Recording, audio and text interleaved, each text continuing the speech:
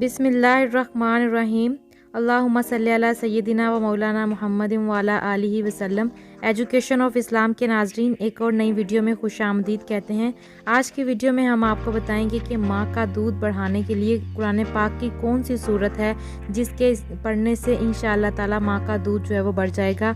Video को शुरू करने से पहले सभी नए आने वाले दोस्तों से गुजारिश है कि अगर आप चैनल पर नए हैं तो सब्सक्राइब करके बेल नोटिफिकेशन ज़रूर ऑन करें ताकि इस तरह की मालूमाती वीडियोज़ आप लोगों को मिलती रहें। अल्लाह ताला ने कुरान पाक में हर बीमारी की शिफा रखी है और हमें हर चीज़ का जो है वो इल्म दिया है। कुरान पाक की एक सूरत है सूरह कद्र, जिसको 11 मरतबा पढ़ने से पानी पर दम करके पी लें, इंशाअल्लाह ताला इस अमल से माँ का दूध जो है वो बढ़ जाएगा।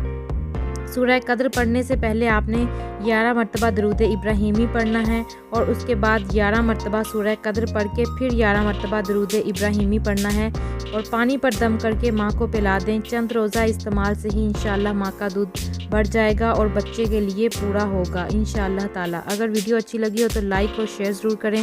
चैनल को सब्सक्राइब नहीं किया तो सब्सक्राइब भी लाजमी करें। शुक्रिया।